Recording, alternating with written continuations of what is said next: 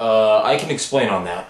Hey everybody, Todd from Kirk Reviews here to review one of my most highly anticipated comedies of the year, A Very Harold Kumar 3D Christmas. Now, I am a huge fan of this series already. I love White Castle. It's one of the greatest comedies of the last decade. And while Escape from Guantanamo Bay was pretty funny too, I felt like it was a notch below White Castle because it went more for a shock effect than the first one. But still, that one was really good as well. And I've been a huge fan of this series. And when I found out they were making a Christmas movie, God only knows what kind of stuff that they are going to get into in this. So Harold is happily married with Maria, but her huge family is coming to their house to celebrate Christmas, and that's when he meets their very strict father-in-law, played by Trejo, and he's tasked with taking care of the family Christmas tree while Maria and the family go out for a midnight mass out in the middle of New York City. And of course, Kumar comes along, the Christmas tree gets destroyed, and they go on a madcap adventure for the night, trying to get a new one before they return. Now I'm going to break out right now and say that I had such a great time with A Very Harold Kumar 3D Christmas. It was easily one of the funniest comedies of the year so far, and absolutely one of the most unapologetic ones I have seen in years. The writers of this movie, John Hurwitz and Hayden Schlossberg, they have officially joined the ranks of the Neville Dean Taylor duo and James Gunn as the trio of filmmakers that are just the kings of making movies that are so unapologetic with their content that you just go along for the insane ride they take you on, and it is just such a treat in this one because of how far these characters go in this. As usual in the first two films, John Cho and Penn have excellent chemistry together. They banter off each other so well in a very fast-paced dialogue between the two. And in addition, they always hint that bromance within each other, but they also take the time to make fun of them not being together for so long. Especially concerning Penn's past with the White House, they managed to tie that in such a clever scene in the script that it was easily one of the funniest moments of the movie. Trejo is one of the absolute greatest character actors there are in the business, and this film, he just puts all out into this character of being the intimidating father-in-law over John Cho,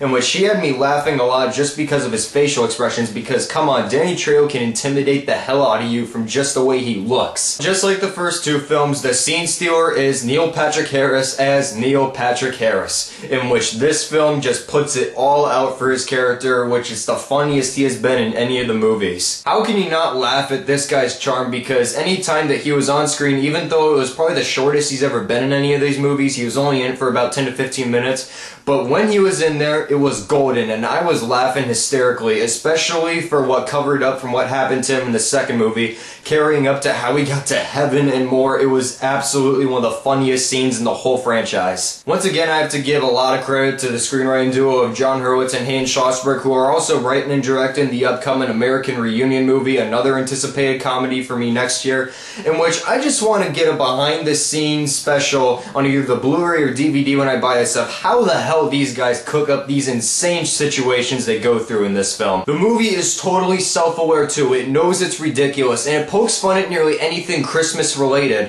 whether it's the traditions of the holiday or even the toy craze too, because there's a thing in this movie called the Waffle Bot, and I seriously want to Lego my Eggos that are downstairs in the freezer right now and go out and buy one of those right now. And if you're a person that's faint at heart or easily offended, then you should avoid this movie at all costs, because it goes for everywhere from Mexican Americans to African Americans to evangelical Christians to Santa Claus to heaven to God. Just everything is poked in such a ridiculous way that if you don't buy it at all, then what the hell are you doing seeing this film? The 3D was really good in this film as well. Whenever someone smoked weed, they blew the smoke right at you in 3D in the gimmick sort of way. I really like that they went for more of the gimmick approach instead of keeping it in the either post-converted or just making you feel like you're part of the experience with them. This was just even better because of how many jokes they poke fun at how 3D has become the way it is today, and just it was easily one of the best 3D movies I have seen since Avatar. If you're a fan of this crazy trilogy, then you have to go out and see A Very Harold Kumar 3D Christmas. It was hysterically funny, very clever at bits too, and great chemistry as usual between John Cho and Penn. I'm going to give this movie 4 out of 5 stars. I had such a fun time with it. It had great 3D. Make sure to see it with a lot of friends though, because you'll definitely get the full experience out of it then. So I hope you enjoyed my review of A Very Harold Kumar 3D Christmas. I might review one more movie this weekend, so stay tuned on that. Also make sure to follow me on Twitter and my page on Facebook. Those links are below in the description box. So in the meantime, I'm Todd from Kirk Reviews, and I'll see you guys later.